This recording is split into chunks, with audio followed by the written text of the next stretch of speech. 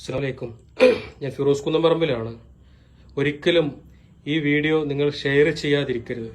കഴിയുന്ന ആളുകളൊക്കെ ഈ കുട്ടിയുടെ ചികിത്സയ്ക്ക് വേണ്ടിയിട്ട് സഹായിക്കുകയും വേണം. കാരണം അത്രമാത്രം ദയനീയമാണ് ശ്രുതിയുടെ ഇപ്പോഴത്തെ ഒരു അവസ്ഥ എന്നുള്ളത്. ശ്രുതിക്ക് 2 കിഡ്നിയും തകരാറിലായിട്ട് അതിന്റെ വേദന സഹിച്ചുകൊണ്ടാണ് ഇവിടെ കിടക്കുന്നത്. ഞാനിപ്പോൾ അതിന്റെ ആ ഒരു വീഡിയോന്റെ ഫുള്ളായിട്ട് നിങ്ങളെ ഒരു ഇത് നിങ്ങൾക്ക് ഞാൻ കാണിച്ചു തരാം. കിഡ്നി 2ഉം തകരാറിലായിട്ട് അതിന്റെ വേദനകൾ സഹിച്ചുകൊണ്ട് ഒരു ദിവസം 3 ഡയാലിസിസ് ആണ് ശ്രുതി ചെയ്യുന്നത്.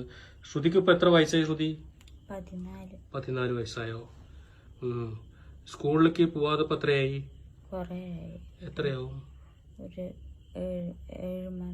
7 മാസമായിട്ട് സ്കൂളിൽ പോണില്ല അല്ലെ? ഇപ്പൊ ദിവസം 3 ഡയാലിസിസ് ചെയ്യണ്ടോ?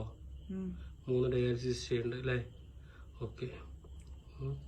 ഈ വയറിലൂടെയാണ് ഇപ്പോ ശ്രുതി ഡയാലിസിസ് നടത്തിക്കൊണ്ടിരിക്കുന്നത്. വയറിലൂടെയാണ്. ശ്രുതി പറഞ്ഞോ എല്ലാരോടും എന്താ ആവശ്യം എന്ന് പറഞ്ഞോ.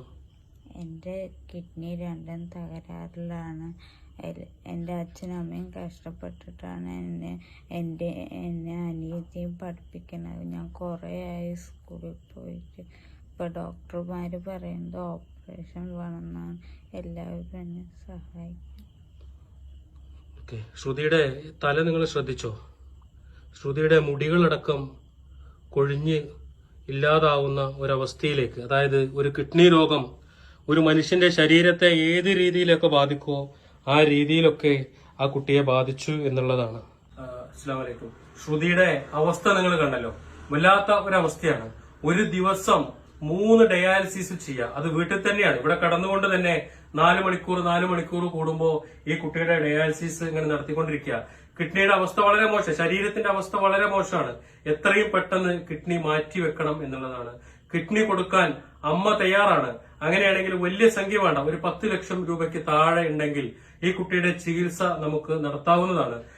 ശ്രുതി ഇപ്പൊ പറഞ്ഞല്ലോ 7 മാസമായിട്ട് സ്കൂളിൽ പോയിട്ട് പഠിക്കാൻ ആഗ്രഹമുണ്ട്. നന്നായിട്ട് പഠിക്കുന്ന കുട്ടിയാണ്. പക്ഷേ ഈ ഒരു അവസ്ഥയിലായതിനു ശേഷം നിങ്ങൾ കേട്ടില്ല, സംസാരം പോലും, വാക്കുകൾ പോലും പുറത്തു വരുന്നില്ല.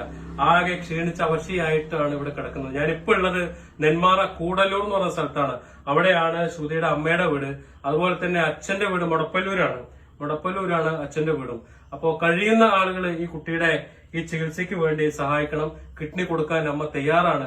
നിങ്ങൾ എല്ലാവരുടെയും സഹായം ഉണ്ടെങ്കിൽ നമുക്ക് ഈ കുട്ടിയെ ജീവിതത്തിലേക്ക് തിരിച്ചു കൊണ്ടുവരാൻ സാധിക്കും. കാരണം വെറും 14 വയസ്സ് മാത്രമാണ് ശ്രുതിക്കുള്ളത്. 14 വയസ്സായ ഒരു കുട്ടിക്ക്, നന്നായിട്ട് പഠിക്കുന്ന ഒരു കുട്ടിക്ക് ഇനിയും ജീവിതം എത്രയോ ബാക്കിയുണ്ട് അല്ലെ?